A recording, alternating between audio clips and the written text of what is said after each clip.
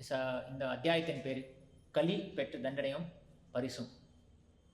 இப்பொழுது இந்த இடத்தில் பரீட்சித் மகாராஜ் அவருடைய நாட்டை சுற்றி பார்க்க போயிருக்கிறார். அந்த இடத்துல ஒரு பசுவும் ஒரு காளை மாடும் பார்க்குறாரு. அந்த ரெண்டு பசுவும் காளை மாடையும் ஒரு கலிபுருஷன், அதாவது ஒரு சூத்திரன், ஒரு ராஜனை போல் மன்னனை போல் உடை அணிந்த ஒரு சூத்திரன் கொல்ல பார்க்கிறார். இந்த இடத்துல பரீட்சித் மகாராஜ் அவரை தடுக்கிறார். அப்போ நடக்கிற அந்த உரையாடல் தான் நாம் இங்கே பார்த்துட்டு இருக்கோம். இதில் பரீட்சித் மகாராஜ் இதுக்கு முன்னாடி முந்தைய ஸ்லோகங்களில் அந்த பசுவை காலை மட்டும் பார்த்து கேட்குறாங்க. அந்த பசுவுக்கு 3 காலையும் அந்த சூத்திரன் உடைச்சிருக்கிறான். ஒத்த காலில் அந்த பசு மாடு கஷ்டப்பட்டு நின்றுட்டு இருக்கு. காளை மாடும் அந்த கஷ்டத்தில் ரொம்ப ரொம்ப ஒரு துயரத்துக்கு உட்பட்டு நின்றுட்டு இருக்கு. அந்த காளை மாடு சேர்த்து அவங்கள பார்த்து பரீட்சித் மகாராஜ் என்ன கேட்குறாருன்னா, உங்கள் துயரத்துக்கு காரணம் என்ன, என்ன ஆச்சு, உங்கள் கஷ்டத்துக்கு உங்கள் துன்பத்துக்கு என்ன காரணம், எப்படி நீங்கள் எல்லாரும் 2 பேரும் இந்த துன்பத்துக்கு ஆளாகினீங்க அப்படின்னு ஒரு கேள்வி கேட்குறாரு. அதுக்கு பதிலாக இந்த ஸ்லோகத்திலிருந்து அந்த காளை மாடு பேச ஆரம்பிக்குது. இந்த காளை மாடு வேறு யாரும் இல்லை, அது தர்மத்தினுடைய அவதாரம். தர்மராஜன் தான் அந்த காளை மாடு. பசு பூமி தேவி. பொருளூரில் பிரபா சொன்னது நான் பார்த்தோம். இந்த முந்தைய ஸ்லோகம் தர்ம உவாச்ச, தர்ம தேவதை கூறியது, உம்மால் பேசப்பட்டு இவ்வார்த்தைகள் பாண்டவ வம்சத்தை சேர்ந்த ஒருவருக்கு மிகவும் பொருத்தமானவையாகவும். போன ஸ்லோகத்தில் காளைமாடி, இந்த ஸ்லோகத்தில் இப்போ பேச ஆரம்பிக்கிறார். காளைமாடு தர்மராஜன் பேசுகிறார். என்னன்னு தன்னுடைய அந்த உரையாடல் ஆரம்பிக்கிறார். அவர் என்ன சொல்கிறாருன்னா, உங்கள் துன்பங்களுக்கு காரணமான கயவனை ஆராய்ந்தறிவு மிகவும் கடினமாக உள்ளது அப்படின்னு இந்த தர்மராஜன் இங்கே சொல்கிறார். கேள்வி என்னன்னா, துன்பங்களுக்கு காரணம் என்ன, துயரங்களுக்கு என்ன காரணம் என்றத கேள்வி இருந்துச்சு. முக்கியமான ஒரு கேள்வி. நம்ம வாழ்க்கையில் கண்டிப்பாக ஒரு எல்லார் வாழ்க்கையிலும் கேட்க வேண்டிய ஒரு கேள்வி. ஸ்ரீமத் பாகவதம் ஆரம்பிக்கும் பொழுது இப்போ இது முதலாம் ஸ்கந்தம் ஒரு சூத கோஸ்வாமியும் நைமிஷாரண்ய ரிஷிகளும் அவங்களோட உரையாடல் தான் பெரும்பாலும் இருந்துச்சு. முழுக்க முழுக்க அவங்க உரையாடல் தான் இருந்துச்சு. பெரும்பாலும் எல்லாம் கிடையாது, முழுக்க முழுக்க அவங்க உரையாடல் தான் இருந்துச்சு. இந்த காண்டம் முடியும் பொழுது, இந்த செக்ஷன் முடியும் பொழுது, அடுத்த 19ஆம் அத்தியாயத்தில் பார்ப்போம். நாம சுகதேவ கோஷம் வருவார். பரீட்சித் மகாராஜ் பற்றி நான் பார்த்துட்டு இருக்கோம். இதுக்கப்புறம் பரீட்சித் மகாராஜ் ஒரு சாபத்துக்குள்ளாகி அவருக்கு 7 நாளில் மரணம் ஏற்படும் என்று ஒரு சாபம் அவருக்கு இழைக்கப்படுகிறது. தயவு செஞ்சு அந்த ஃபோனை மட்டும் சைலண்ட் வச்சுருங்க, அப்போ எல்லாருக்கும் டிஸ்டர்பன்ஸாக இருக்காது. சரி, அவர் பரீட்சித் மகாராஜ் சாபத்துக்கு உள்ளாகிறார். அதன் பிறகு 7 நாளில் அவருக்கு மரணம் ஏற்பட போகுது. அந்த நேரத்தில் அவர் நினச்சாரு, இப்போ நாம் இந்த வாழ்க்கையினுடைய உண்மையான நோக்கம் என்ன, இலக்கு என்னவென்று நாம் அறிஞ்சுக்கணும், கண்டுபிடிக்கணும்னு சொல்லிட்டு அவர் அந்த கங்கை கரைக்கு போகிறார். அந்த கங்கை கரையில் சுகதேவ கோஸ்வாமி வருவார். சுகதேவ கோஸ்வாமி இந்த ஆசனத்தில் அமர்ந்திருக்க பரீட்சித் மகாராஜ் ஸ்ரீமத் பாகவதத்தை அவர்கிட்ட கேட்பார். அப்போ சுகதேவ கோஸ்வாமி சொல்கிற முதல் விஷயம் என்னன்னா, வரியா நேஷத்தே பிரஷ்ன, அதாவது இந்த காண்டம் முடியும் பொழுது, இந்த முதலாம் காண்டம் முடியும் பொழுது பரீட்சித் மகாராஜ் சில கேள்வி கேட்பார். அப்போ சுகதேவ கோஸ்வாமி என்ன சொல்வார்னா, மிக சிறந்த கேள்வி கேட்டுன்னு சொல்லுவார். வரியா நேஷத்தை படி தான் மிக சிறந்த கேள்விகள். அதுனா இந்த வாழ்க்கையின் நோக்கு என்னது, மரணிக்கும் தருவாயில் நான் என்ன செய்ய வேண்டும் போன்ற பல முக்கியமான ஒரு கேள்விகள் கேட்டிருப்பார் பரீட்சித் மகாராஜ். அதே போல் இன்னொரு முக்கியமான கேள்வினா, துன்பங்கள், நமக்கு ஏன் துன்பங்கள் இழைக்கப்படுகின்றன, நாங்கள் ஏன் கஷ்டப்படுறோம், இன்னல்கள் வருவது காரணம் என்ன, யாருக்காவது கஷ்டப்படுறது பிடிக்குமா? காலையில் எழுந்திரிச்ச உடனே இன்றைக்கி நான் என்னென்ன கஷ்டப்பட போகிறேன் அப்படின்னு லிஸ்ட்டு போட்டு நாம் என்றைக்காவது நான் புறப்படுறோமா வேலைக்கு, இல்லை வெளியே போகிறோமா? இல்லை, நாம் இன்றைக்கி என்னென்ன நல்ல காரியங்கள் செய்ய போகிறோம், இன்றைக்கி என்னென்ன நல்ல விஷயம் நடக்க போகுது அப்படின்னு நினச்சி அதை எதிர்பார்த்து நாம் வேலைக்கு போகிறோம், இல்லை ஒரு எங்களுடைய நாளை ஆரம்பிக்கிறோம் நாம். ஆனால் யாராவது இல்லை எனக்கு என்ன துன்பம் வரப்போகுது, எனக்கு என்ன கஷ்டம், இன்றைக்கி பகவான் எனக்கு என்ன கஷ்டம் வச்சுருக்காரு, வாழ்க்கை என்னை பார்த்து என்ன சவால்கள் எடுத்து வீசப்போகுது அப்படின்னு நாங்கள் நினச்சி போகிறது கிடையாது இல்லையா? அதாவது யாருக்கும் துன்பம் வர்றது யாருக்கும் பிடிக்காது. மனிதராக எல்லா ஜீவராசிகளுக்கும் நம்ம எல்லாருக்கும் சந்தோஷமாக இருக்கணும், ஆனந்தமாக இருக்கணும் இல்லையா? யாருக்கும் கஷ்டப்பட்டு பிடிக்கிறது இல்லை. ஆனால் இருந்தாலும் கூட நம்ம எல்லாரும் மறுக்க முடியாத ஒரு விஷயம் என்னவென்றால், நம் வாழ்க்கையில் துயரம் என்பது ஒரு கட்டாயமான ஒரு விஷயமாக உள்ளது. யாரும் மறுக்கவே முடியாது இல்லையா? நீங்கள் யாராவது இருந்து பாருங்கள், யாராவது இருக்கு. நீங்கள் பெரிய பணக்காரர் இருக்கலாம், பெரியவராக இருக்கலாம், சின்னவராக இருக்கலாம், உயர்ந்தவனாக இருக்கட்டும், தாழ்ந்தவனாக இருக்கட்டும், எந்த ஜாதி பிறப்பு அதெல்லாம் கவலையே கிடையாது. எல்லாரும் சரி, உயர்ந்த ஜாதி தாழ்ந்த ஜாதின்னு சொல்கிறவங்க எல்லாரும் சேர்ந்து எல்லாருக்குமே துன்பம் என்கிற விஷயம் கண்டிப்பாக சேரும். நம்ம எதிர்பார்க்கிறோம் இல்லையோ, துக்கம் வந்தே தீரும். அதற்கு காரணம் என்ன அப்படின்னா கேள்வி. இதற்கு பதிலாக அந்த தர்மராஜன் என்ன சொல்கிறான்னா, சாஸ்திர அனுபவமற்ற தத்துவவாதிகளின் வெவ்வேறு அபிப்பிராயங்கள். அதாவது நீ கேட்ட கேள்வி ரொம்ப சிறந்த கேள்வி. ஆனால் இதற்கு பல பேர் பல பதில்கள் சொல்கிறாங்க. துன்பம் எதுக்கு வருது, பல பதில் இருக்குது, பல ஆன்சர்ஸ் இருக்குது. பல தத்துவவாதிகள் அப்படின்னு சொல்கிறார். தத்துவவாதிகள் யாருன்னா, அவரை சொல்கிற இந்த இது ஷட் தர்ஷனா என்று நம்ம நம்ம மதத்தில் ஒரு விஷயம் இருக்குது. தத்துவத்தில் ஷட் தர்ஷனன்னு சொல்லி ஒரு விஷயம் இருக்குது. நிறைய பேர் கேள்விப்பட்டிருக்க மாட்டீங்க, சில பேர் கேள்விப்பட்டிருக்கலாம். ஷட் தர்ஷனம் என்றால் 6 விதமான தத்துவங்கள். நம்முடைய மதத்தில், நம்முடைய சனாதன தர்மத்தில் 6 விதமான தத்துவங்கள் உள்ளன. அது என்னன்னா, முதலாவது தத்துவம் வைசேஷிக, இரண்டாவது தத்துவம் நியாயசாஸ்திரம். இந்த வைசேஷிகம் நியாயம் 2 கூட்டாளி மாதிரி. அது ரெண்டுக்கு ஒரு ஜோடி. அது ரெண்டும் கேட்டகரியாக பண்ணிப்பாங்க, வைசேஷிகம் மற்றும் நியாயசாஸ்திரம். அதன் பிறகு சாங்கிய யோகா, சாங்கியம் மற்றும் யோகா. சாங்கிய யோகா இது ரெண்டு கூட்டாளி, அவங்க ரெண்டு ஒரு குரூப். அதுக்கப்புறம் கடைசியாக பூர்வ மீமாம்சம் மற்றும் உத்தர மீமாம்சம். பூர்வ மீமாம்சம் சில பேர் கர்ம மீமாம்சம் சொல்லுவாங்க. உத்தர மீமாம்சம் வேதாந்த அப்படின்னு சொல்லுவாங்க. இது ரெண்டும் ஒரு குரூப். 6 தத்துவங்கள், 6 தத்துவங்கள் 2 குரூப்பாக வச்சுருப்பாங்க. மீமாம்சம் யாரை கேள்விப்பட்டிருக்கீங்களா? யாராவது மீமாம்சம் என்னென்னு தெரியும்னு ப்ரோப்பா சொல்லியிருக்காரு, இடத்துல சொல்லியிருக்காரு, மீமாம்சம் பற்றி சொல்லியிருக்காரு. யாருக்கா தெரியுமா மீமாம்சம் என்ற என்னென்னு? சரி, எனக்கும் இதை பற்றி முழுக்க தெரியாது. ஷட் தர்ஷனம் இது ஒரு பெரிய ஒரு டாபிக்.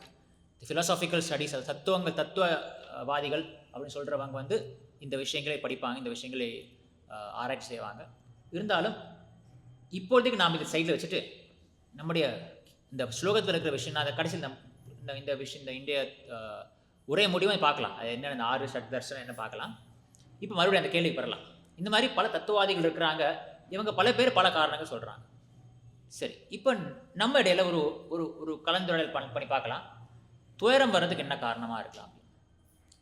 அதுக்கு சில உதாரணங்கள் எனக்கு தெரிஞ்ச வகையில் நான் சொல்கிறேன். நீங்களும் உங்களுக்கு தெரிஞ்ச ஏதாவது உதாரணங்கள் இருந்தால் சொல்லலாம். புரோபாதர் ஒரு கதை சொல்லுவார்.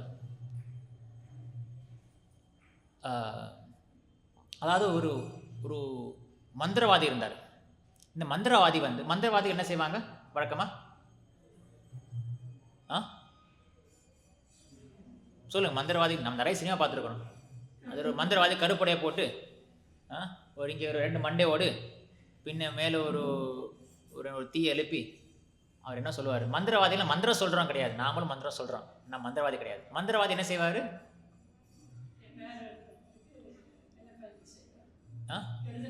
கெடுதல் பண்ணுவாங்க. இல்லைன்னா சில மந்திரவாதிகள் பேய் ஓட்டுவாங்க. நம்ம சினிமாவில் பார்த்துட்டு ஒரு பேய் இருக்கும், யாரோ இப்போ ஒரு பொம்பளையோ ஒரு ஆணையோ பேய் பிடிச்சிருக்கும். உடனே முதல்ல என்ன செய்வாங்க? அது எல்லா படத்தாலும் என்ன படம் இருந்தாலும் சரி, அவங்க பண்ணுற முதல் வேலை ஒரு மந்திரவாதி கிட்ட கூட்டு போகிறது, பேய் ஓட்டுற விட்டு கூட்டு போவார். அப்படிப்பட்ட ஒரு பேய் ஓட்டர் இருந்தார்.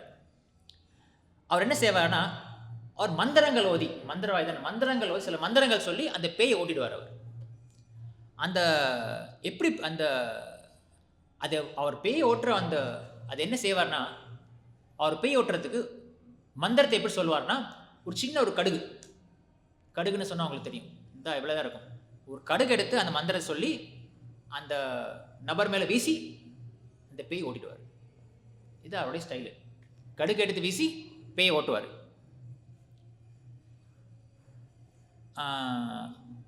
அப்புறம் ஒரு நாள் ஒருத்தர் வர்றாங்க. அவர் பேய் பிடிச்ச ஒரு நபரை பேய் ஓட்டினா அவருக்கு. இவர் ஒரு மந்திரம் சொல்லி பேய் ஓட்டி பார்க்குறாரு. அவங்க பேய் போக மாட்டேங்குது, ஒன்றும் ஆக மாட்டேங்குது, எந்த விளைவும் வர மாட்டேங்குது, எந்த எஃபெக்டும் இல்லை. அப்புறம் தெரிஞ்சது, அந்த பேய் அவர் மந்திரம் ஓட்டுறதுக்காக உபயோகிக்கிற அந்த கடுகுக்குள்ளே பேய் இருக்கு அப்படின்னு சொல்லிட்டு.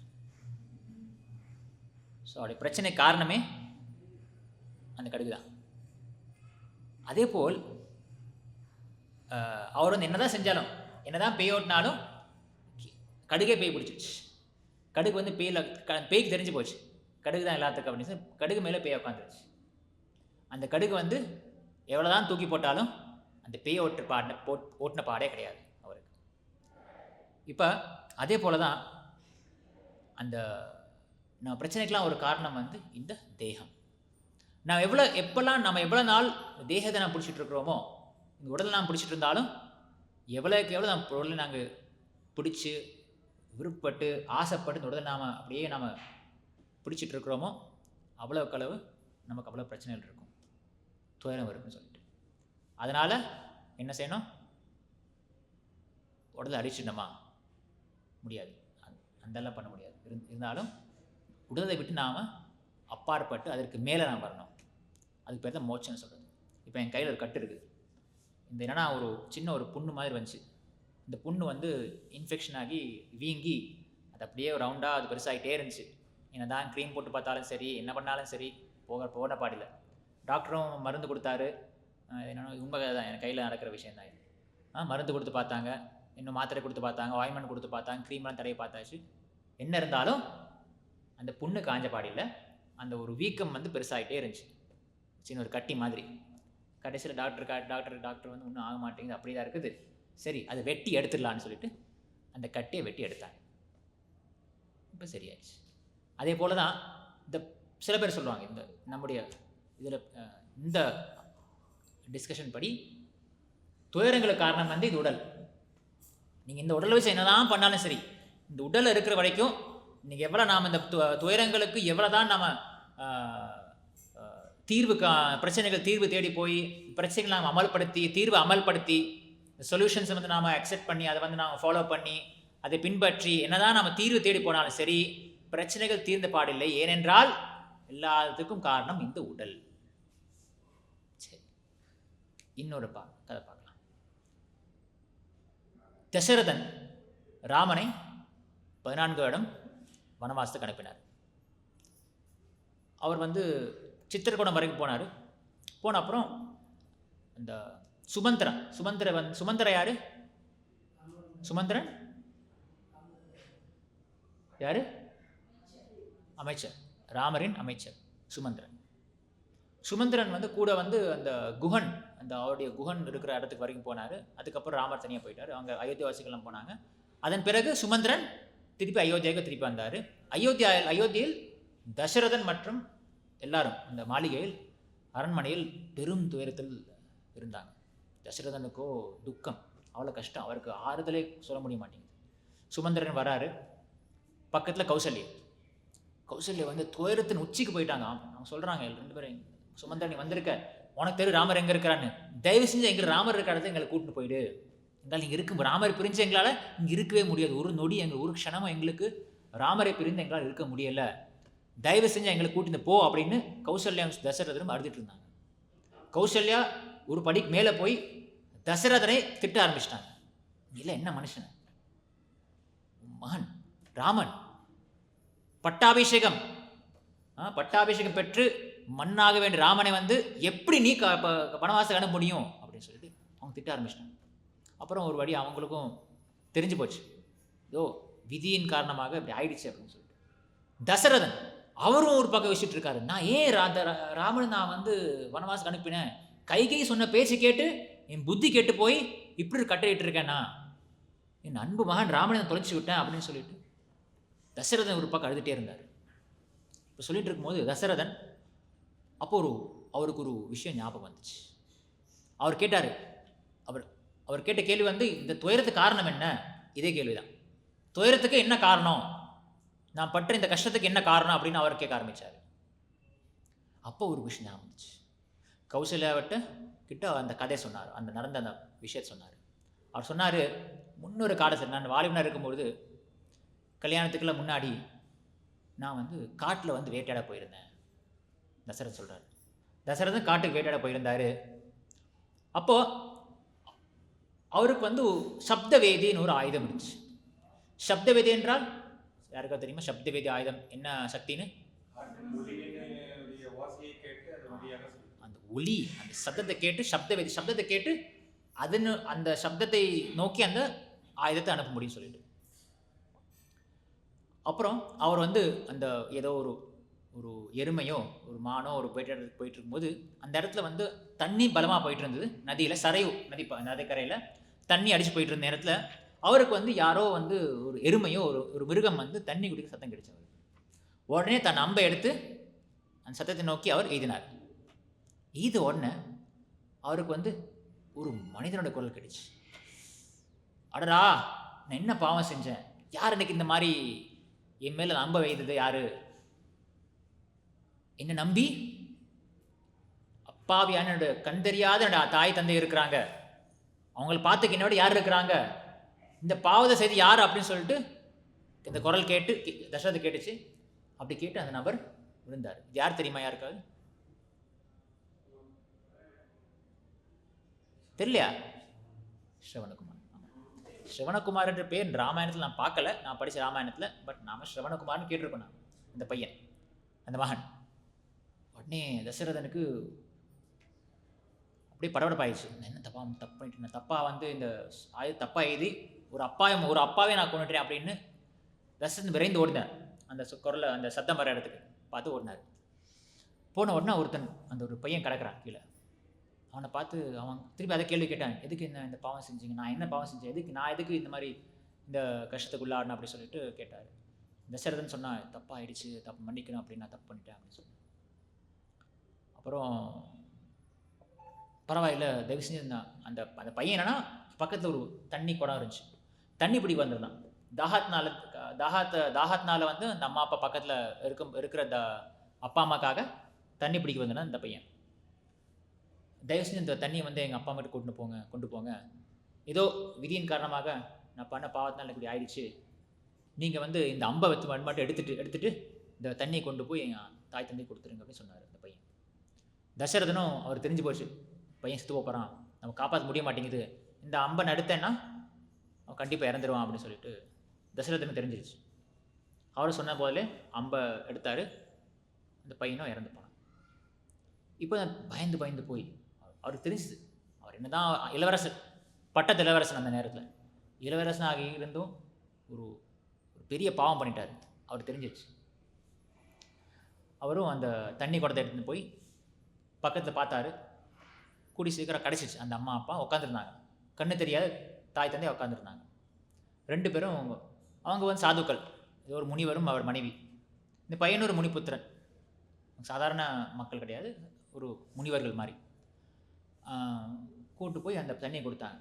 அவர் வர்ற சத்தத்தை கேட்ட உடனே அந்த அப்பா சொன்னார், வா மகனே வா, நீ இவ்வளோ நேரம் நீ வர்றது ரொம்ப தாமதமாயிடுச்சு, இதனால் அவங்க அம்மா அப்பா ரொம்ப பயந்துட்டு இருந்தாங்க, ஏதோ நீ வந்து இன்னும் ஆயிடுச்சு பயந்துருந்தா, நீ வந்துட்ட சந்தோஷம் எங்களுக்குன்னு வான்னு சொன்னாங்க. பாவம் அவங்களுக்கு கண்ணு தெரியல, வந்தது அவங்க மகன் கூட அவங்களுக்கு தெரியல, அவங்களுக்கு விஷயம் வந்தது அவங்க மகன் நினச்சிட்டு இருந்தாங்க, அந்த தாயும் தந்தையும். தசரதன் புரிஞ்சு போச்சு, அவங்க எப்படி சொல்கிறது தெரியல அவருக்கு இந்த விஷயத்தை. அவர் கொண்டு தண்ணி கொடுத்தாரு, தண்ணி கொடுத்து அந்த விஷயத்த சொன்னார். அவர் நடந்த தப்ப அவர் ஒத்துக்கிட்டார் தசரதன். அதுக்கு அந்த அப்பா சொன்னார், இந்த விஷயம் மட்டும் நீ சொல்லாமல் இருந்திருந்தா, எனக்கு வேறு யார் மூலமாக இந்த விஷயம் தெரிஞ்சிருந்துச்சுன்னா உன் தலை சுக்கு நூறாக உடஞ்சிருக்கும் நீ பண்ண பாவத்துக்காக.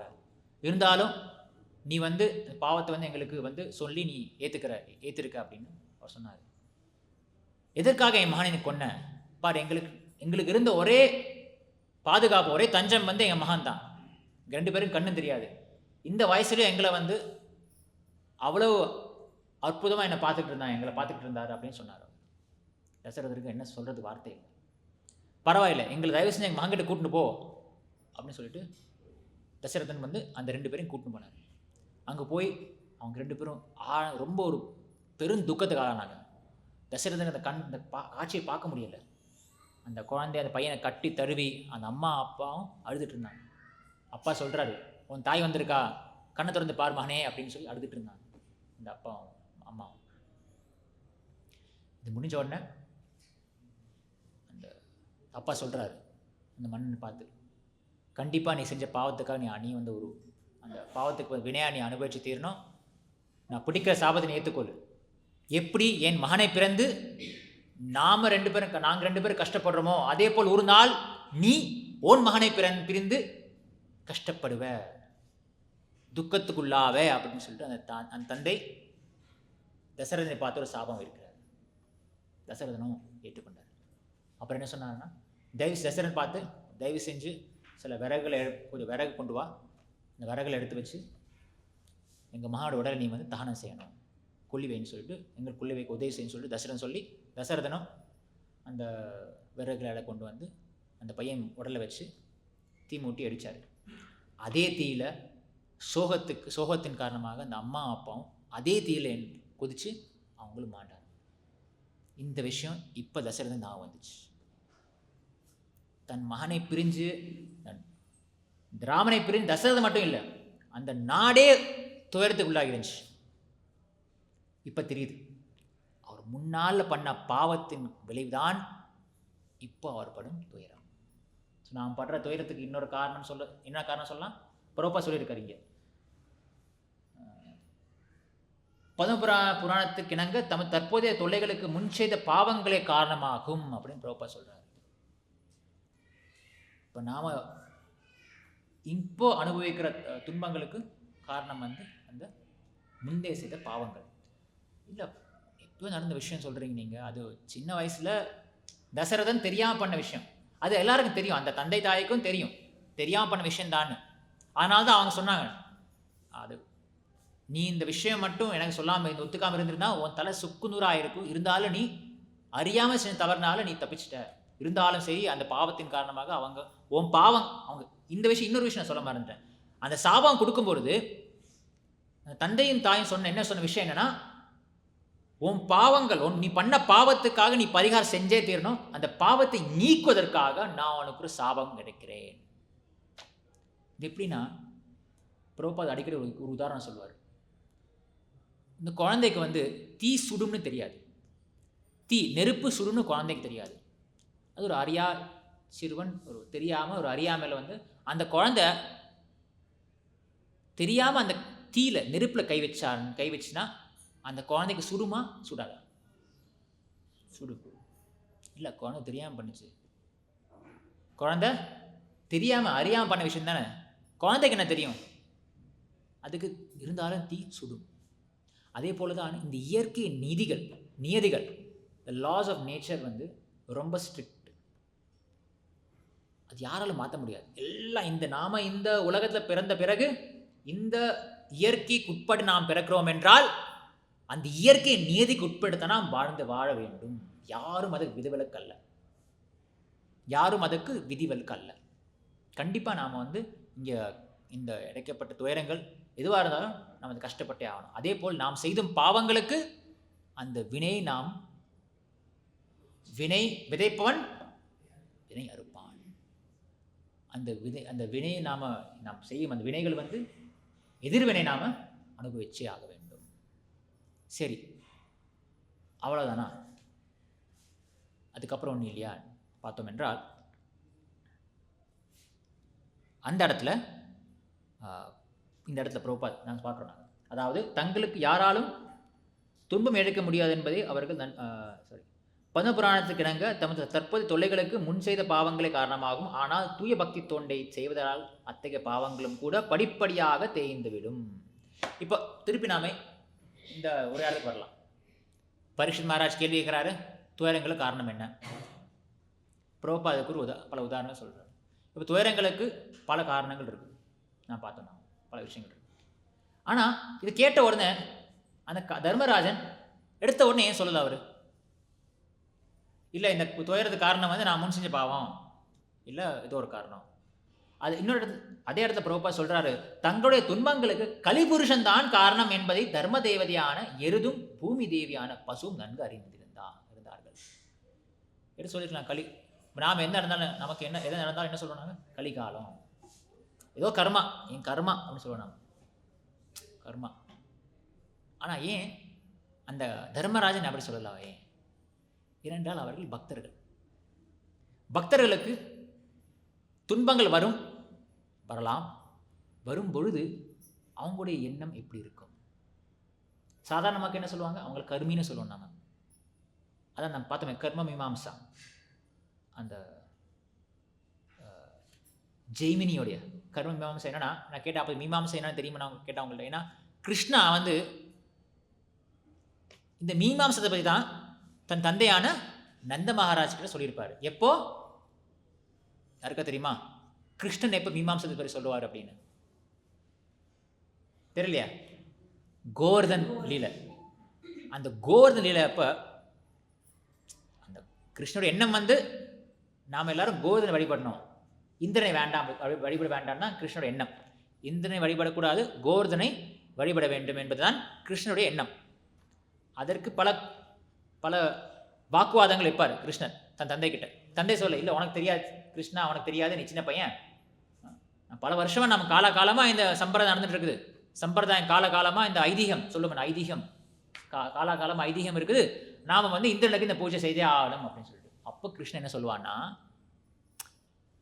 நீங்கள் உங்கள் கர்மாவை நல்லா செஞ்சாலே போதும், மழை வரத்தான் செய்யும். நீங்கள் உங்கள் காரியங்கள் ரிச்சுவங்க, நீங்கள் ஒரு பூஜை புனஸ்காரம் செஞ்சால் போதும். அது நீங்கள் இந்திரனுக்கு வேறையாக வந்து பூஜை எழுப்பி அவரை வந்து நீங்கள் திருப்திப்படுத்த அவசியம்லாம் கிடையாது. நீங்கள் நல்ல காரியம் செஞ்சால் உங்களுக்கு நல்லா நடக்கும். நல்லவராக இருங்க, அப்போ உங்களுக்கு நல்ல மழை வரும், நல்ல நாட்டில் நல்லா நடக்கும், செல்வ செழிப்பாக நாடு இருக்கும். சில பேர் சொல்லுவாங்க இந்த மாதிரி, நல்லது நினைங்க, நல்லது செய்யுங்க, நல்லது நடக்கும். உழைப்பால் உயர்வு, உழைப்பே அது என்னது, ஒர்க் இஸ் வர்ஷிப், தமிழ் என்ன சொல்லுவாங்க தெரியல. உழைப்பை உயர்வு, உழைப்பு தான் சிறந்த வழிபாடு சொல்லலாம். சில பேர் சொல்லுவாங்க, நல்லா உழைச்சி வேலை செய்யுங்க, நீங்கள் நல்லது வரும், வாழ்க்கையில் நல்லா இருக்கலாம், அது போதும். இதுக்கு பேர் தான் கர்ம மீமாம்சா அல்லது பூர்வ மீமாம்சா. இதன்படி நல்ல கர்மம் செஞ்சால் நல்லா நடக்கும், கெட்ட கர்மம் செஞ்சால் கெட்ட நடக்கும். அவ்வளோதானே, முடிஞ்சுது.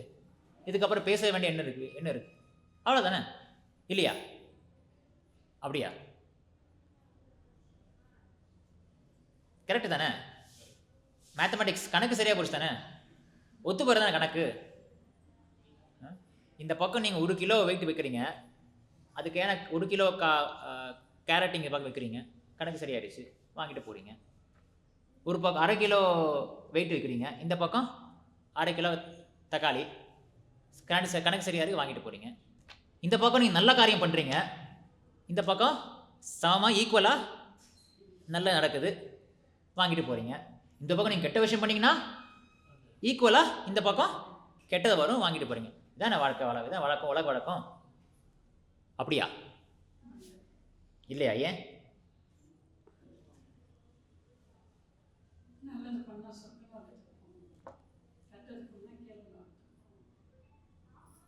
கரெக்டு, சொர்க்கத்துக்கு போகலாமே, அதுவும் தற்காலிகமானது தான். ஆனால் அதற்கெல்லாம் வந்து இங்கே தர்மராஜன் இதை பற்றி ஏன் சொல்லலாம்? இது ஒரு தத்துவம் தான் கர்மமீமாம்சை. அந்த மீமாம்சத்தை வந்து ஏன் அவர் வந்து தப்புன்னு சொன்னார், அதை பற்றி பேசாமல் அவர் என்ன சொல்கிறாரு, சாஸ்திர அனுபவமற்ற தத்துவவாதிகளின் வெவ்வேறு அபிப்பிராயங்கள் நாங்கள் குழப்பமடைந்திருப்பதால். இதெல்லாம் குழப்பமாக இருக்குது. ஏனென்றால் இந்த சாஸ்திரங்கள் எல்லாமே, இந்த தத்துவங்கள் எல்லாமே பகவானுடைய கையை வந்து நிராகரிக்கிறது. பகவானை பற்றி அந்த சாஸ்திரங்கள் எதுவுமே சொல்கிறது கிடையாது, எல்லா சாஸ்திரம் சேர்த்து. அப்புறம் சொல்கிறேன் அந்த என்ன அந்த தத்துவங்களை ஒவ்வொன்று பார்க்கலாம் அப்புறம். ஆனால் அந்த எல்லா தத்துவம், ஒரு தத்துவம் தவிர, அந்த ஒரு தத்துவம் தான் வேதாந்த தத்துவம், வியாசதேவரின் வேதாந்த தத்துவம். இந்த ஒரு தத்துவத்தை தவிர மற்ற எல்லா 5 தத்துவங்களும் கூட சேர்ந்து பகவான் ஸ்ரீ கிருஷ்ணரை வந்து அது அந்த தத்துவத்தில் வந்து இடமே கிடையாது. எந்த தத்துவம் வந்து பகவான் ஒருத்தர் இருக்கிறாரு, இறைவன் ஒருத்தர் இருக்கிறாரு, கடவுள் ஒருத்தர் இருக்கிறான்னு சொல்லவே இல்லை. ஆனால் இந்த எல்லா சட்டங்கள் நியதிக்கும் மேலே, இயற்கை நியதிக்கும் மேலே ஒருத்தர் இருக்கிறாரு. அவர் தான் நாம் இறைவன் சொல்கிறோம், கடவுள் சொல்கிறோம், கிருஷ்ணன் சொல்கிறோம். சரி, ஓகே. இப்போ இந்த இடத்துல பத்ம புராணத்தை பற்றி ப்ரோப்பா சொல்கிறேன், அதை பார்க்கலாம். அந்த பத்ம புராணத்துடைய அந்த ஸ்லோகம் வந்து, அப்ராரப்த பலம் பாபம் கூட்டம் பீஜம் பலோன்முகம் கிரமேணைவ பிரலீயேத விஷ்ணு பக்தி ரதாத்மனம். விஷ்ணு பக்தி ரதாத்மனம், அதாவது விஷ்ணு பக்தி, பகவத் பக்தியில் ஈடுபடும் ஒருத்தர், அவருக்கு வந்து அப்ராரப்த பலம் பாபம் கூட்டம் பீஜம் பலோன்முகம், அதாவது அப்ராரப்த கூட்டம் பீஜம் பலோன்முகம் போன்ற எல்லா வித பாவங்களும் நீக்கப்படுகிறது அப்படின்னு பத்மபுராணத்துக்கு கொடுக்கப்பட்டிருக்கு. அது என்னன்னா, பாவம் வந்து ஒரு வித விதை. நான் என்ன சொன்னாங்க, வினை விதைப்பவன். நம்ம செய்யும் ஒவ்வொரு கர்மா வந்து ஒரு விதை விதைக்கிறது போல. ஒரு விதை விதைச்சோம்னா என்ன நடக்கும்? முளைச்சு மரமா மாறி எங்களுக்கு சில பழங்கள் கிடைக்கும். அந்த பழம் தான் சமஸ்கிருதத்தில் பல என்று சொல்லுவோம். நாமல் அதை நாம பலன்னு சொல்றோம். நாம கெட்ட பலன் நல்ல பலன் சொல்றோம் இல்லையா? அதெல்லாம் வந்து அந்த கிடைக்கிற விளைவுகள் இல்லை விளைவுகள்னு சொல்றோம். நாம அந்த விதைக்கு ஏற்ற மாதிரி அந்த பழம் கிடைக்கும். மாம்பழத்துடைய விதை வச்சோம்னா மாம்பழம் கிடைக்கும். அதே போல் நாம் எந்த விதை விதைக்கிறோமோ அதனுடைய பழம் எங்களுக்கு கிடைக்கும். அந்த பழத்தை நாம் ருசித்து சாப்பிடலாம். அதே மாதிரி தான் நாம் செய்யும் கர்மாவெல்லாம் நாம் விதைக்கும் கர்மாக்கள் விளைவாக கிடைக்கும் அந்த விளைவுகள், அந்த எஃபெக்ட், அந்த ரிசல்ட், அதை நாம் அனுபவிக்கிறோம். அது பாவமாக இருந்தாலும் சரி அதை அனுபவிச்சு தான் ஆகணும், புண்ணியமாக இருந்தாலும் அனுபவிச்சு தான் ஆகணும். இப்போ இந்த ஜென்மத்தை நாம் பிறந்து அதே மாதிரி ஒரு பாவத்தை செய்கிறோம்னு வச்சுக்கோங்க. அந்த பாவம் வந்து விதையாக இருக்கும்போது அதை பீஜம்னு சொல்கிறோம். நாம் அதாவது பீஜம்னு சொல்கிறோம். விதை விதைச்ச உடனே ஜஸ்ட் நவ் இமீடியட் வந்து பீஜம் சொல்கிறாங்க. கொஞ்ச நேரத்துக்கு அப்புறம் அது வந்து ஒரு விதமான ஒரு ஒரு ஒரு நித்திரை நிலைன்னு சொல்லலாம், டாமண்ட் ஸ்டேஜ், ஒரு வெயிட்டிங் ஸ்டேஜ், வெயிட்டிங் லிஸ்ட் மாதிரி அந்த பாவம் வந்து அப்படி வளர்ந்துகிட்டே இருக்கும். அப்போ அதை வந்து கூட்டம்னு அந்த ஸ்டேஜ் சொல்கிறோம். நாம் பீஜம் கூட்டம், முதல்ல பீஜம் ஸ்டேஜ், அப்புறம் கூட்டம் ஸ்டேஜ். அப்புறம் அந்த அந்த விளைவு வந்து இப்போ எங்களுக்கு வரப்போகுது. இந்த பழம் வந்து கிடைக்க போகுது. அதுக்கு பலோன்முக, அதாவது பழம் பல. இந்த பழம் வந்து நான் விதைக்கு வந்த பழம், அதுக்குண்டான பழம் வந்து கிடைக்க போகுது. இது அடுத்த ஸ்டேஜ், பலோன்முக ஸ்டேஜ், பாவத்துக்கான அடுத்த ஸ்டேஜ். பழம் படுத்துருச்சு, அந்த பாவத்தை நாம் அனுபவிச்சுட்டு இருக்கோம் ஜென்மத்தில். உதாரணத்துக்கு இந்த ஜென்மத்தில் எனக்கு ஏதோ ஒரு விதமான ஒரு ஊனம் இருக்குது, ஏதோ ஒரு விதமான கஷ்டம் நான் அனுபவிச்சுட்டு இருக்கேன்னு வச்சுக்கோங்க. அதுக்கு நாம் அப்ராரப்த சொல்லணும். அப்ராரப்த என்றால் அந்த அந்த விளைவு வந்து விளைஞ்சிருச்சு, பழம் பழுத்துருச்சு, நாம் பழத்தை நாம் அனுபவிச்சுட்டு இருக்கோம், அந்த பாவத்தை அனுபவிச்சுட்டு இருக்கோம். இந்த 4 ஸ்டேஜஸ், இது 4 விதமான ஸ்டேஜஸ்: பீஜம், கூட்டம், பலோன்முகம், அப்ராரப்தம். இப்போ நாம் அனுபவிச்சுட்டு இருக்கிற நாம் பாவங்களுக்கான அந்த விளைவுகள் தான் அப்ராரப்தம் சொல்கிறோம். பிராரப்த கர்மா. பிராரப்த கர்மா என்றால் உங்களுக்கு ஏதாவது கஷ்டங்கள் இருக்குது, சில பேருக்கு ஏதோ ஊனம் இருக்கும், சில பேருக்கு வாழ்க்கை நிறைய கஷ்டங்கள் இருக்கும், பண கஷ்டங்கள், பொருளாதார கஷ்டங்கள், இல்லை உடல்நிலை குறைவுகள், இந்த மாதிரி பல கஷ்டங்கள் இருக்கும். இதெல்லாம் பிராரப்த கர்மன்னு சொல்கிறாங்க, அனுபவிச்சுக்கிற கர்மா. இது தவிர சஞ்சித கர்மான்னு ஒன்று இருக்குது, இன்னும் அனுபவிக்காத கர்மாக்கள். இப்போ அனுபவிச்சுட்டு இருக்கோம், அது மட்டும் இல்லை, வாழ்க்கை இன்னும் நிறைய கர்மாஸ் இருக்குது, பேக்லாக்ஸ் இருக்குது. அதான் அந்த கூட்டம், பீஜம், பலோன்முக ஸ்டேஜில் வந்து நிறைய இருக்குது. பலோன்முகம் ஆக போகிற ஸ்டேஜ். இதெல்லாம் சஞ்சித கர்மா, ஒரு ஸ்டாக், அப்படியே பேகேஜ் மாதிரி. நான் வந்து தூக்கிட்டே போயிட்டு இருக்கேன், இந்த லக்கேஜ் தூக்கிட்டே போயிட்டு இருக்கேன். நான் ஜென்மமாக இந்த லக்கேஜ் தூக்கிட்டே போயிட்டு இருக்கேன், பாவ கணக்கு லக்கேஜ். நாம் இப்போ அனுபவிக்கிற மாதிரி தான் அப்ராரப்தம். அதுக்கப்புறம் அடுத்து நெக்ஸ்ட் வந்து வெயிட்டிங் லிஸ்ட் இருக்குது லக்கேஜில், சஞ்சித கர்மா. இந்த எல்லா கர்மா, அதாவது எந்த கர்மா எந்த பாவமாக இருந்தாலும் சரி, பலோன்முக, அப்ராரப்த பலம் பாபம், கூட்டம், பீஜம், பலோன்முகம், இது எந்த வித கர்மா பாவமாக இருந்தாலும் சரி, பக்தியின் மூலமாக இந்த எல்லா பாவங்கள் எந்த ஸ்டேஜ் 1, 2, 3, 4 கேன்சராக இருந்தாலும் சரி, எந்த ஸ்டேஜாக இருந்தாலும் சரி, எல்லா வித ஸ்டேஜஸ் இருக்கிற பாவங்களும் பக்தியின் மூலமாக அழிக்கப்படுகிறது. இப்படின்னா ப்ரோப உதாரணம் சொல்லுவார். இந்த விதை நாங்கள் விதைக்கிறோம்ல, விதையை நாங்கள் விதைக்கிறோம், ஆனால் அந்த விதை விதைக்கிறதுக்கு முன்னாடி அதை நாம் வருத்தோம் என்றால் பயிர் வராது. அதே போல தான் பக்தி வந்து அந்த விதையை வறுக்கிற மாதிரி. நீங்கள் பண்ண முன்னாடி பல ஜென்மங்கள், எத்தனை ஜென்மங்கள் முன்னாடி பண்ண பாவங்கள் இருந்தாலும் சரி, அதெல்லாம் ஒரு விதையாக இருந்தால் இந்த பக்தியின் மூலமாக அதை வறுத்தெடுத்துடலாம், அழிச்சிடலாம். நான் பக்தர் ஆன உடனே அந்த கணக்கெல்லாம் 0 ஆகிடுது. இருந்தாலும் பிரபு கஷ்டம் இருக்குது. ஏன்? பக்தியில் வந்துட்டோம். நாம் சில பேர் சாண்டிங்லாம் பண்ணுறோம், திலக்கிச்சிருக்கோம், நாம் பகவானுடைய திருவடியில் நாம் வச்சுருக்கோம், நாம் கோயிலுக்கு வரோம். இருந்தாலும் கஷ்டம் சில பேருக்கு இருக்குது. அதுக்கு என்ன சொல்கிறது? இதற்கான பதில் வந்து வியாசதேவர் சொல்கிறாரு. 7ஆம் அத்தியாயத்தில் சொல்லுவார். அவர் என்ன சொல்கிறாருன்னா, யயா சம்மோஹிதோ ஜீவ ஆத்மானம் திரிகுணாத்மகம் பரோபி மனுதே அனர்த்தம் தத்கிருதம் சாக்வர்த்தியதே. அதாவது 1:7-5 7ஆம் அத்தியாயம். இந்த அத்தியாயத்தில் தான் நாரதர் வந்து வியாசரை சந்திப்பார். வியாசர் குரு யாரு? நாரதர். அப்போ வந்து பத்ரிகாசிரமத்தில் வியாசர் வந்து அமர்ந்திருக்கிறார். அந்த இடத்துல வந்து அவர் என்ன செய்கிறார்னு நான் பார்க்கலாம். 7ஆம் அத்தியாயம்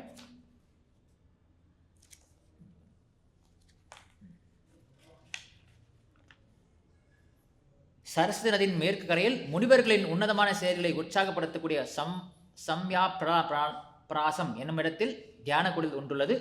அங்கே வியாசதேவர் அவரது ஆன்மீக குருவான நாரத முனிவரின் அறிவுகளின்படி தியானத்திற்கு உகந்த தெய்வீகமான அந்த இடத்தில் அமர்ந்து மனதை உருவப்படுத்தினார். சரியா? அப்போ அவர் என்ன நினைச்சார்னா, தியானத்தின் மூலமாக அவர் கிடைச்ச ஞானம் என்னது?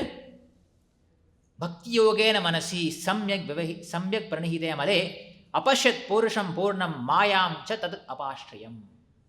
அதாவது அவர் எவ்வித பௌதிக கலங்களும் இல்லாமல், எந்த கலங்கமும் இல்லாமல், கலப்படம் இல்லாமல் தமது மனதை பக்தி தொண்டில், பக்தி யோகத்தில் முழுமையாக ஈடுபடுத்தி நிறைவேற செய்தார் வியாசதேவர்.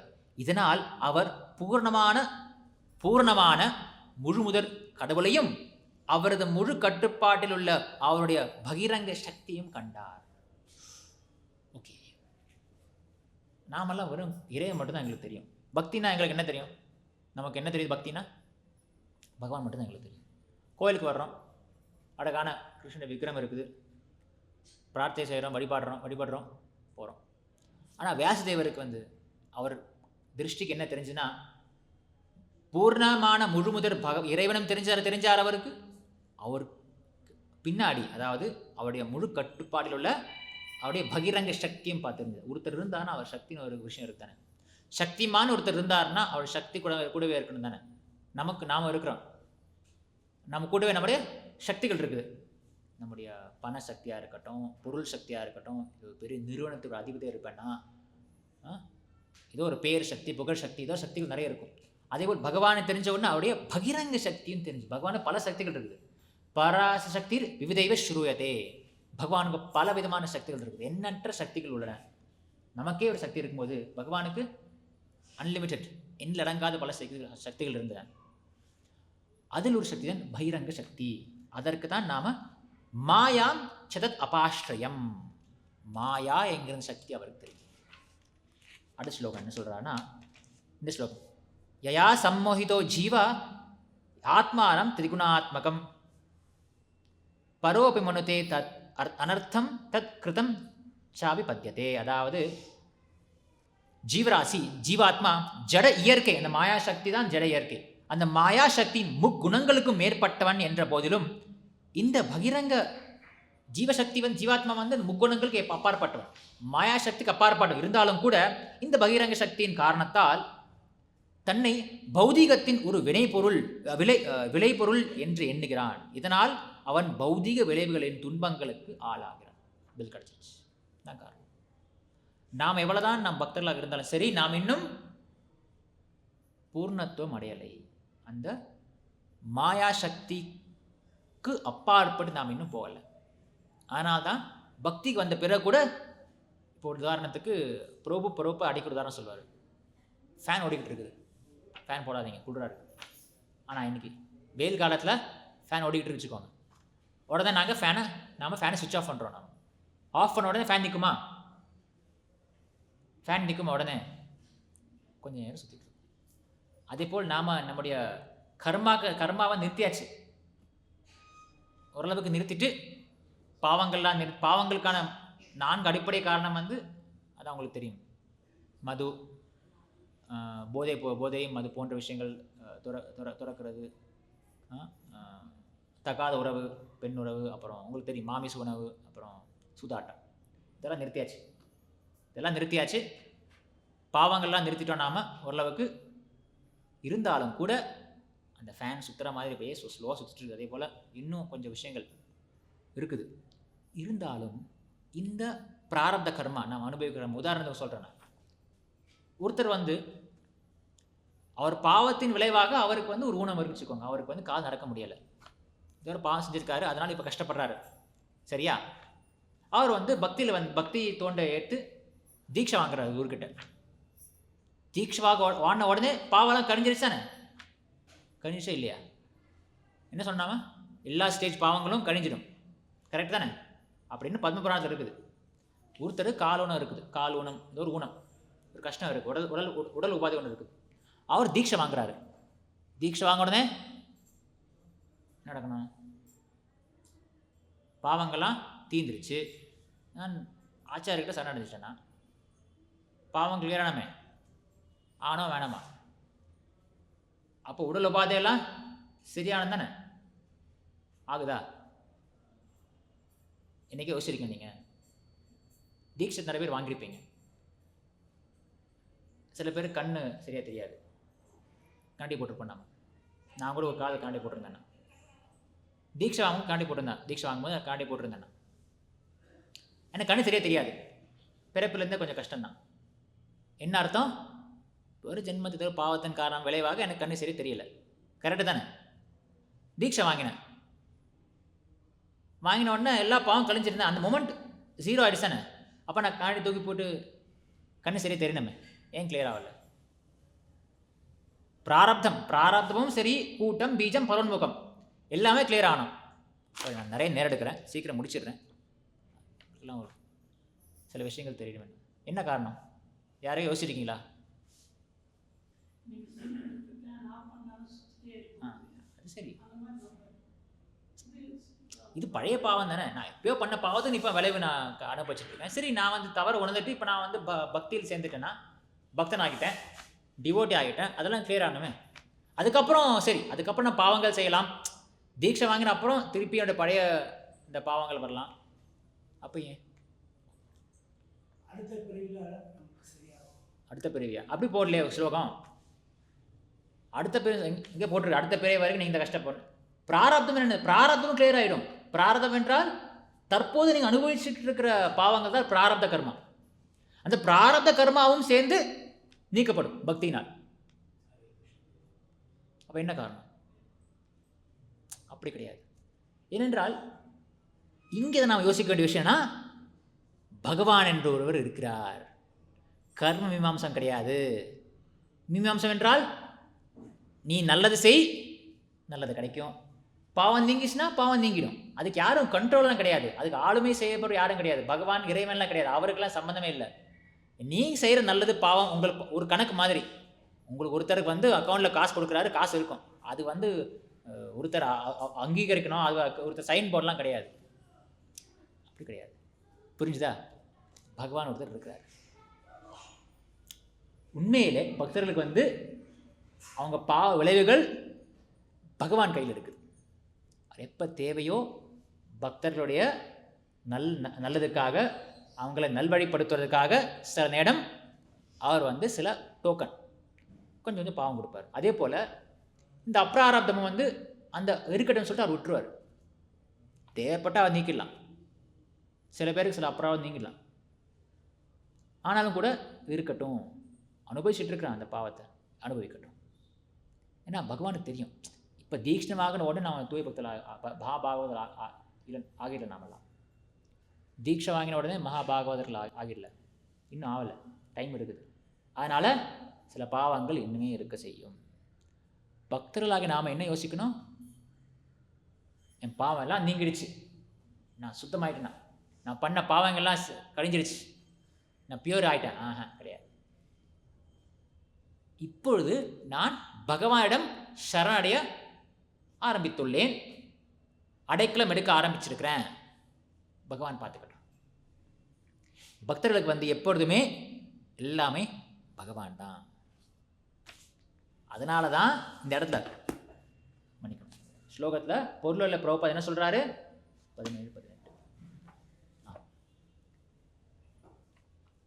ஆனால் தூய பக்தி தோண்டை செய்வதால் அத்தகைய பாவங்களும் கூட படிப்படியாக தேய்ந்துவிடும்.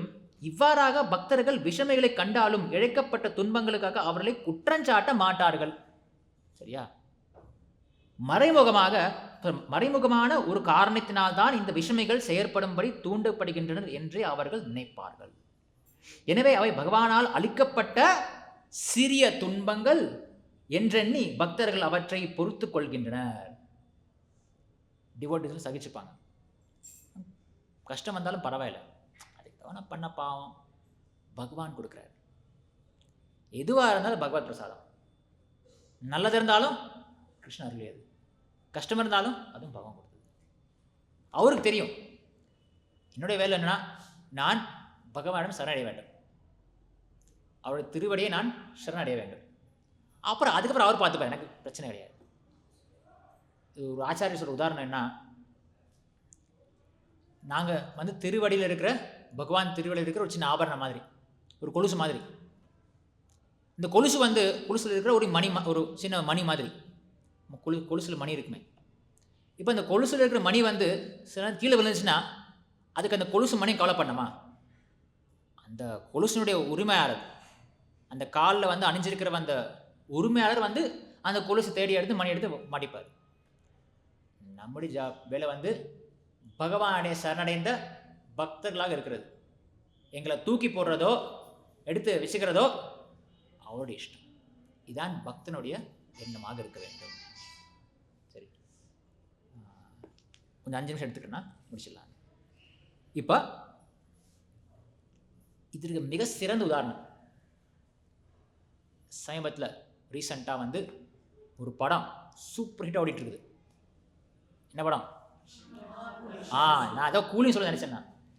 கூலின்னு சொல்ல நினச்சேன். நல்ல வேலை கூலின்னு சொல்லி நீங்கள் சொல்ல. நீங்கள் கூலின்னு சொல்லியிருந்தீங்கன்னா நீங்கள் காலியாக இருப்பீங்க. நீங்கள் நல்ல வேலை சொல்லலை. அவர் நரசிம்மர். அந்த படம் ஹிட் ஆனது காரணம் என்ன? அவ்வளோ விஷயங்கள். பிரகலாதன் சரித்திரம். அந்த பிரகலாதன் சரித்திரம் இல்லாமல் அந்த படத்தில் நம்ம பல விஷயங்கள், பிரகலாதனுடைய அந்த பிரகலாதர் நரசிம்மரை பார்த்து சில துதிகள் வைக்கிறார்.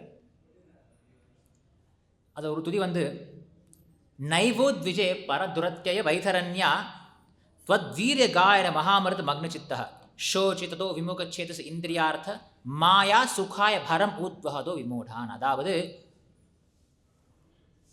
நரசிம்மா, எனக்கு இந்த ஜட இயற்கம், லௌகிக வாழ்க்கை, உலகியல் வாழ்க்கை துன்பங்களை பார்த்து எனக்கு கவலைலாம் கிடையாது, பயம்லாம் கிடையாது எனக்கு. ஏனென்றால் நான் எங்கே இருந்தாலும் மகாமிருத மக்ன சித்தக, உங்களுடைய மகிமைகள் எப்பவுமே சிந்தனை, என் சித்தமெல்லாம் உன் மகிமை மேலே இருக்குது. உன்னுடைய வீரிய மகாமிருத மக்ன சித்தம், உன்னுடைய தீரமான செயல்கள், உன் மேல் என் சிந்தனை எப்பவுமே இருக்குது. அதனால எனக்கு லௌகீகத்தில் வர்ற அந்த கஷ்டங்கள், உலகியல் வாழ்க்கையில் வர்ற அந்த கஷ்டங்கள் பார்த்தா எனக்கு பயமெல்லாம் கிடையாது. இருந்தாலும் எனக்கு ஒரு கவலை, எனக்கு என்னை பற்றி கவலை கிடையாது. என் கவலை என்னன்னா, சோச்சே ததோ விமுக சேதச இந்திரியார்த்த.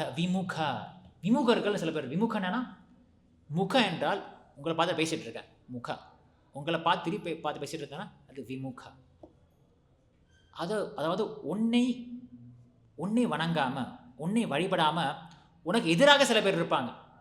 பகவானை நம்பாத சில பேர்.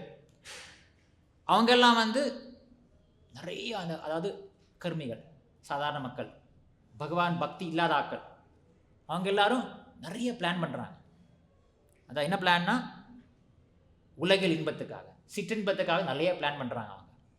இருந்தாலும் நிறைய பிளான் பண்ணி இவ்வளோ செஞ்சு நான் இன்பத்தை பெற போகிறேன் அப்படின்னு சொல்லி நிறைய பிளான்ஸ் பண்ணி வாழ்ந்துட்டு இருக்காங்க. எனக்கு அவங்கள பற்றி கவலை இருக்குது அப்படின்னு பிரகலாதன் சொல்கிறார். பிரகலாதனுக்கு இழைக்கப்படாத துன்பம் ஏதாவது இருக்குதா? ஒரு சிறுவன் 5 வயசில் ஒரு பையனுக்கு ஒரு பாம்பு இருக்கிற ஒரு குழி தள்ளி, யானை அனுப்பி, பெரிய பள்ளத்துலேருந்து தள்ள வச்சு, நீங்கள் படத்தில் பார்த்துருப்பீங்க, அது அப்படியே கண்ணில் தண்ணி வரும். இப்படி சின்ன குழந்தை யாராக பண்ணுவாங்களா? யார் தப்பாகவே இருக்கட்டும், யாரும் பண்ண முடியுமா அந்த மாதிரி விஷயங்கள்? ஆனால் ஹிரண்யகசிபு பண்ணான். பெத்த அப்பாவே மகனை கொள்ள நினைச்சார். அந்த அளவுக்கு துன்பங்கள் பிரகலாதன் அனுபவிச்சார். நாம் நினைக்கிறோம் எனக்கு அவ்வளோ கஷ்டமாக இருக்குது, நிறைய கஷ்டங்கள் துன்பங்கள் நாம் நினச்சி கவலைப்படுறோம் நாம். ஆனால் பிரகலாதன் அளவுக்கு நமக்கு வந்துச்சா துன்பம் என்னைக்காவது? இல்லை, கண்டிப்பாக இருக்காது. பிரகலாதன் சின்ன பையன், என்ன தப்பு செஞ்சான்? பகவான் நாமத்தை உச்சரித்தான். பகவான் நாம சங்கீர்த்தனத்தில் ஈடுபட்ட ஒரே பாவத்துக்காக, நாராயணன் பக்தனாக இருந்த ஒரே காரணத்துக்காக ஹிரண்யகசிபு எவ்வளோ துன்புறுத்தினான் பிரகலாதனை. நாமள இருந்தோன்னா, ஏய் ஹிரண்யகசிபுவா அழிச்சிருந்தான், அவன் வந்து அடியணும், பழி வாங்கி தீரணும் அப்படி நினைப்பான். ஆனால் பிரகலாதன் அந்த இடத்துல துன்பங்கள் எவ்வளோ இருக்கப்பட்டாலும் நரசிம்மர் தரிசனத்தை பார்த்து, பகவான் தரிசனத்தை பார்த்து அவர் என்ன துதிக்கிறார்னா, எனக்கு என்னை பற்றி எந்த கவலையும் இல்லை, எனக்கு வந்து எத்தனை துன்பம் வந்தாலும் பரவாயில்லை. ஹிரண்யகசிபு அப்பா மாதிரி பல பேர் இந்த உலகியல் வாழ்க்கையில் இந்த இன்பத்தை தேடி போயிட்டு இருக்கிறாங்க. பகவத் பக்தியை பார்க்காம, பகவத் பக்தியை பின்பற்றாமல் இந்த உலகியல் இன்பத்தின் பின்னாடி சுற்றிட்டு இருக்கிறாங்க. அவங்களுக்கெல்லாம் வந்து கர்மா, நான் நல்லது செஞ்சு இன்பத்தை பெற்று, அந்த இன்பத்துக்கு அளவே கிடையாது, அந்த முடிவே இல்லாது அந்த இன்பத்தை நோக்கி போயிட்டு இருக்கிறாங்க. எனக்கு அவங்கள பற்றி கவலை, நீ அவங்கள காப்பாற்று. இன்னொரு இடத்துல பெருமாள், நான் நரசிம்மர் அவரை பார்த்து, நீ ஒரு பிரகலாதா, நீ எனக்காக நிறைய கஷ்டப்பட்டுருக்க, எனக்காக பல இன்னல்கள் நீ பட்டிருக்கிற, நீ உனக்கு என்ன வரம் வேணும்னு கேட்டார் நரசிம்மர்.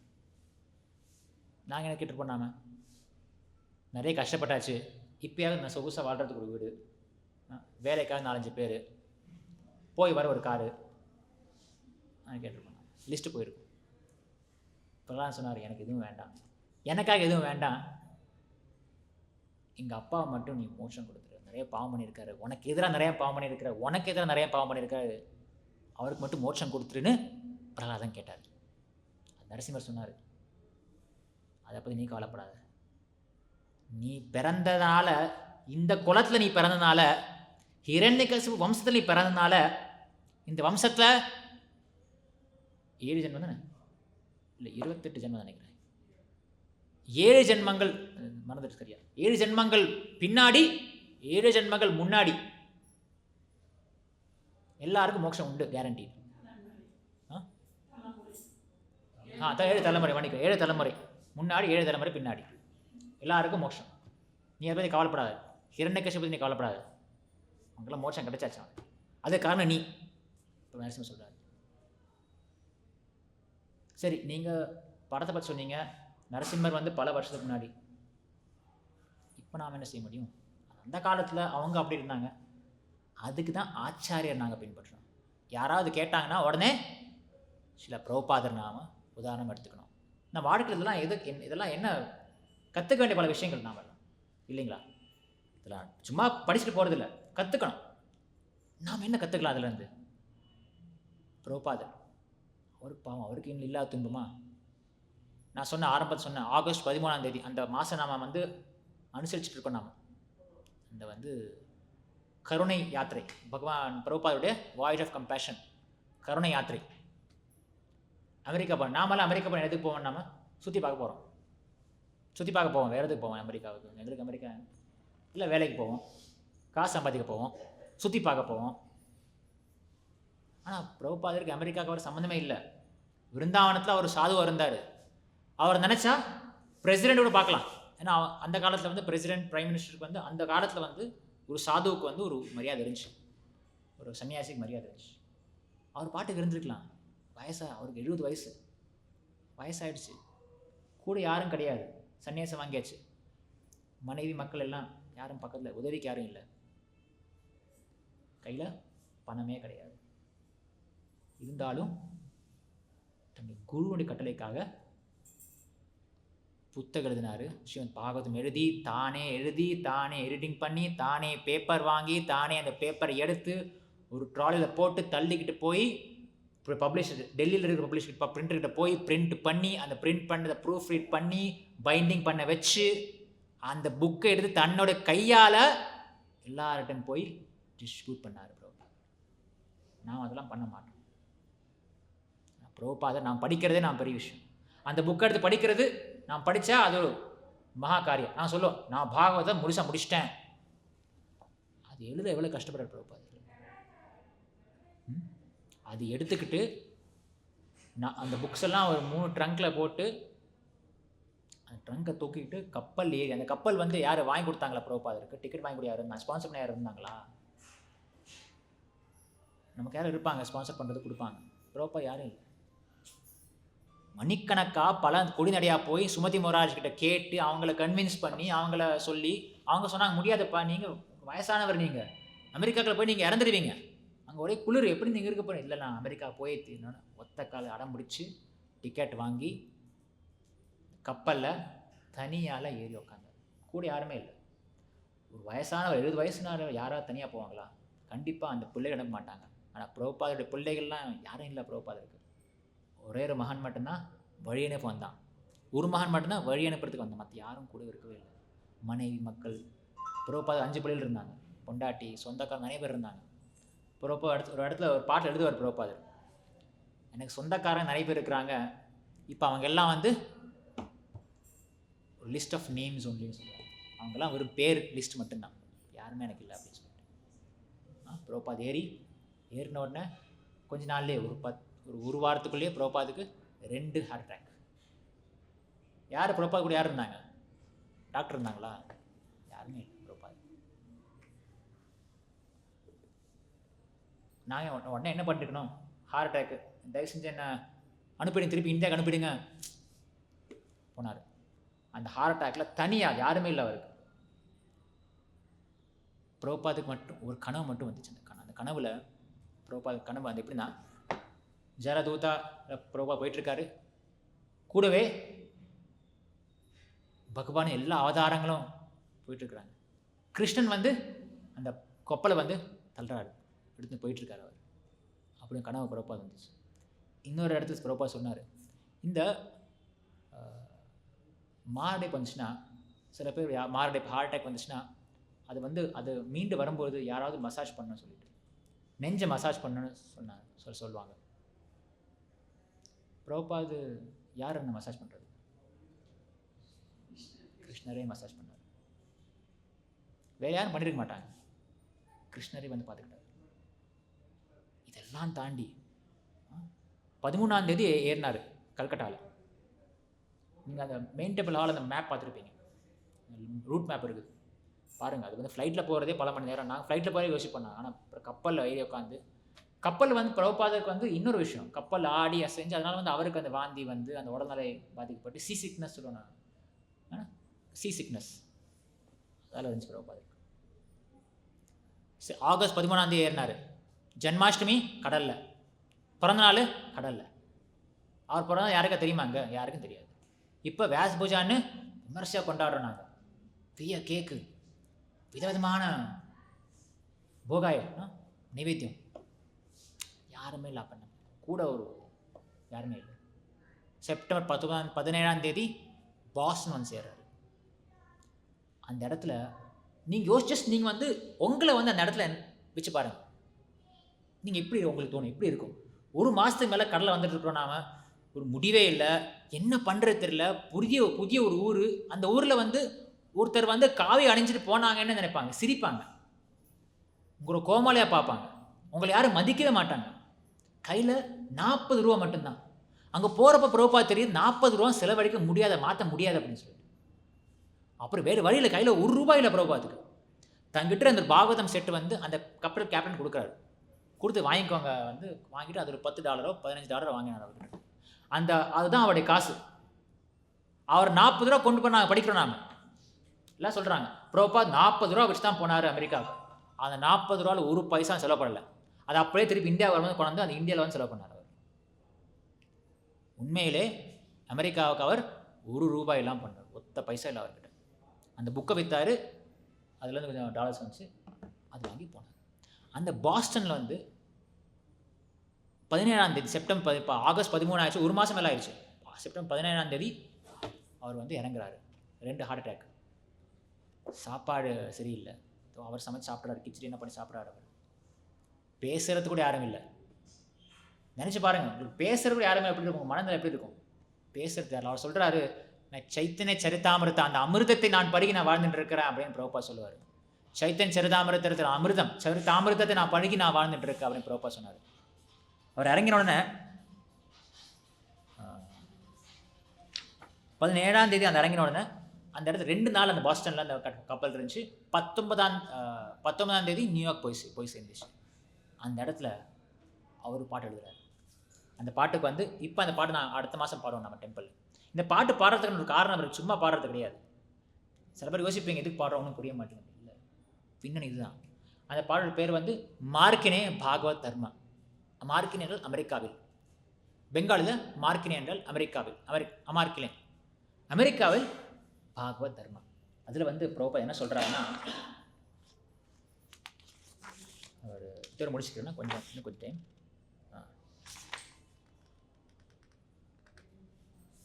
சொல்கிறாரு பாருங்க, অথচে এনেছে প্রভু কথা বলি বারে এ তোমার ইচ্ছা হয় করো এই বারে. என்ன அர்த்தம்னா, என்னுடைய கஷ்டம் எனக்கு பல குறைபாடுகள் இருக்குது, நிறைய குறைகள் இருக்குது, இருந்தாலும் ஏதோ ஒரு காரணத்துக்காக என்னை நாட்டுக்கு கூட்டின்னு வந்திருக்கிற, இப்போ எல்லாம் உன் கையில் கிருஷ்ணா.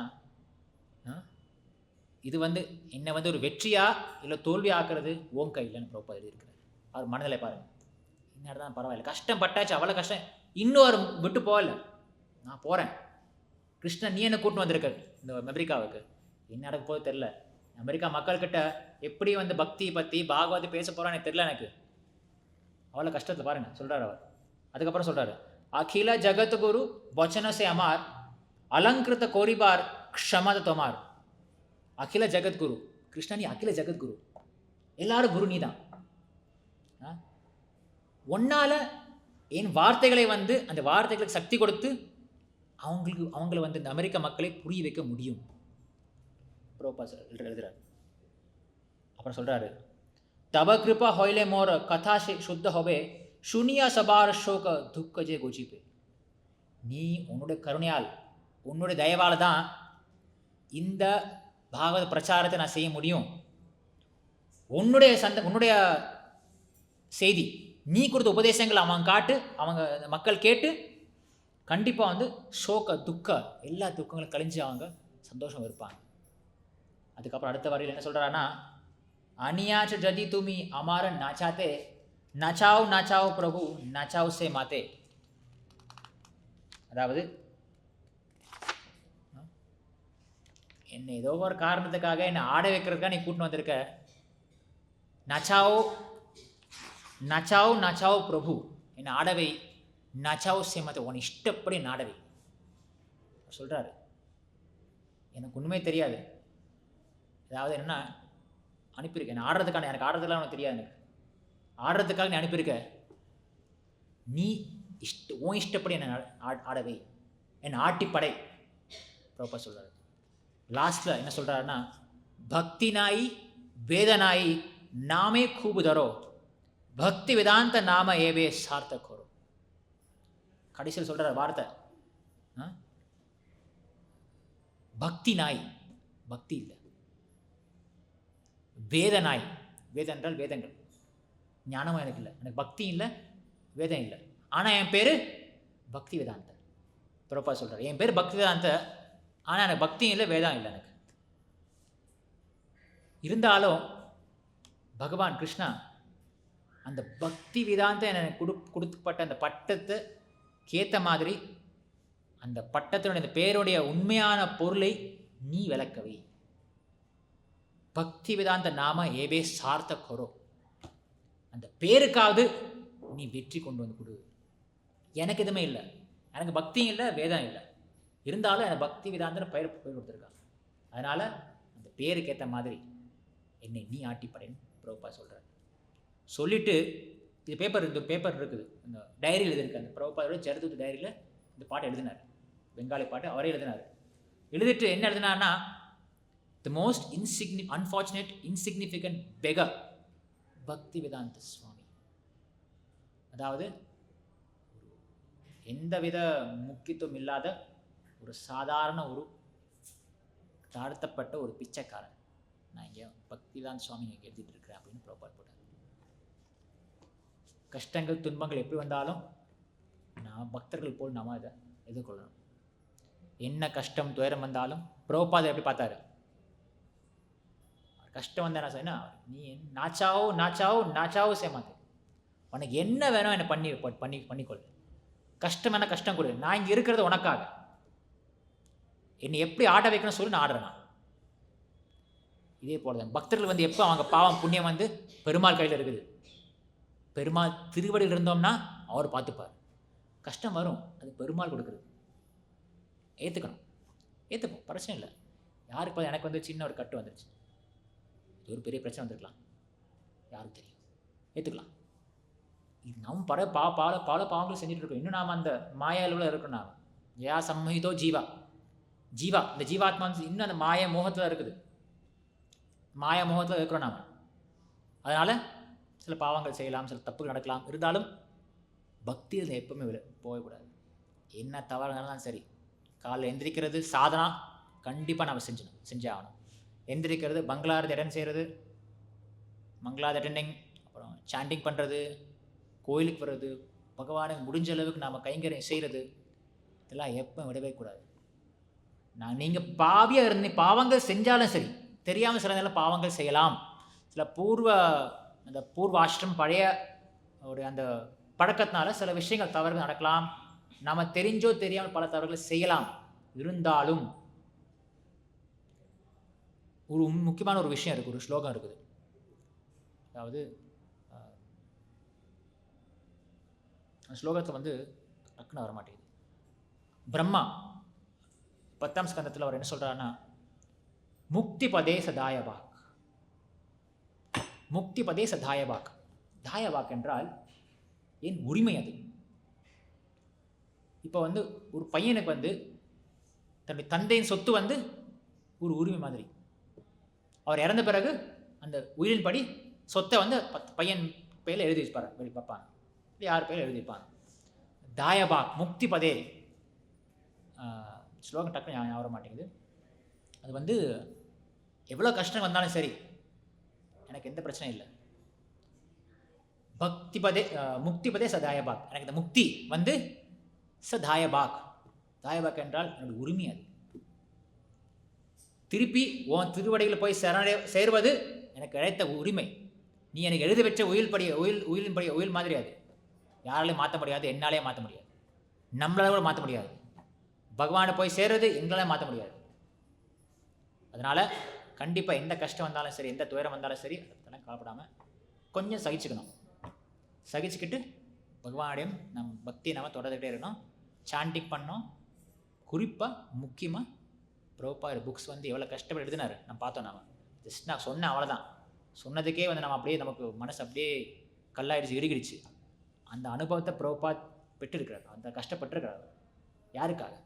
அவர் கஷ்டப்பட்டார்னா அவன் எங்களை மாதிரி அவர் கஷ்டப்பட மாட்டார், அவர் நம்மளை மாதிரி கஷ்டப்பட மாட்டார். அவர் கஷ்டப்பட்டு ஐயோ துயரப்பட்டு மன உளைச்சலுக்கு உள்ளாகி அதெல்லாம் கிடையாது. அந்த கஷ்டத்தை பிரபுபாதர் சகிச்சு கொண்டார். எதற்காகனா நமக்காக. நாம் எல்லாம் பிரபுபாதருடைய சிஷ்யர்கள், அவருடைய பிள்ளைகள். பிள்ளைகளுக்காக பெற்றோர்கள் கஷ்டப்படுவாங்க, நான் கேள்விப்பட்டிருக்கோம். பிள்ளைகளுக்காக பெற்றோர்கள் கஷ்டப்படுவாங்க. அதே போல் நமக்காக பிரபுபாதர் கஷ்டப்பட்டு இந்த புக்ஸில் எழுதியிருக்கிறாரு. நாம் என்ன செய்யணும்? படிக்கணும். குறைஞ்சது டிஸ்ட்ரிபியூஷனில் அனுப்புகிறோம், முக்கியம் படிக்கணும். டெய்லி சாண்டிங் 16 மாலை பண்ணணும்.